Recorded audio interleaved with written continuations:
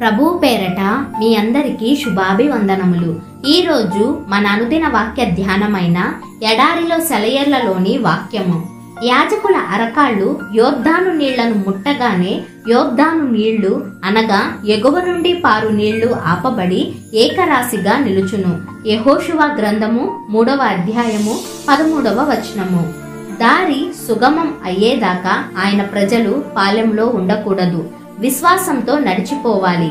తమ గుడారాలను విప్పుకొని సామాన్లు సర్దుకొని వరసలుగా నది ఒడ్డుకి సూటిగా నడుస్తూ రావాలి.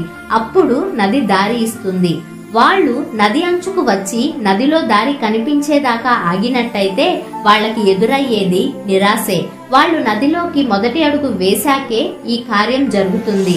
దేవుడన్న మాటను మనం ఉన్నదున్నట్టుగా తీసుకోవాలి. మన కర్తవ్య పాలన కోసం నేరుగా ముందుకి సాగాలి. ముందుకు వెళ్ళడానికి దారి కనిపించకపోయినా సరే సాగిపోవాలి.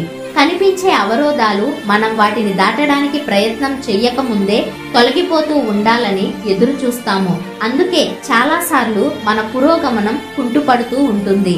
కొలంబస్ కష్టాలలో తన పట్టుదల మూలంగా ప్రపంచానికి ఎంత మంచి పాఠాన్ని నేర్పాడు. ఆజోర్సా ద్వీపాలు దాటాడు. కనుచూపు మేరలో ఎక్కడా తీరం లేదు. అంతం లేని నీలసాగరం. నావికుడు అడిగాడు, ఏం చేద్దాం? దారి చూపే తారలు కూడా కానరాకుండా పోయాయి. ధీర కొలంబస్ది ఒకటే జవాబు, చేసేదేముంది, ముందుకు వెళ్లడమే. నావ సాగింది నిర్విరామంగా. నావికుడు వచ్చాడు.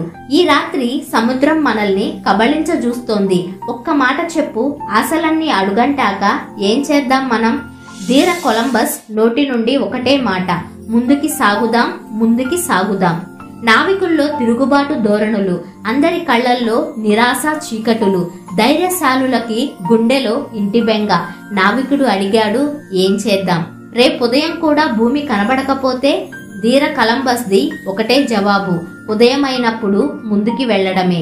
బలహీనుడైపోయి పాలిపోయి రేబవళ్లు పచార్లు చేసేవాడు చీకటి రాత్రి దూరాన తడుక్కుమని ఓ వెలుగు వెలుగు వెలుగు వెలుగు చూస్తుండగానే దగ్గరైంది. తెల్లవారింది. జాతీయ జెండా ఎగిరింది. ఒక క్రొత్త ప్రపంచం కళ్ళు తెరిచింది.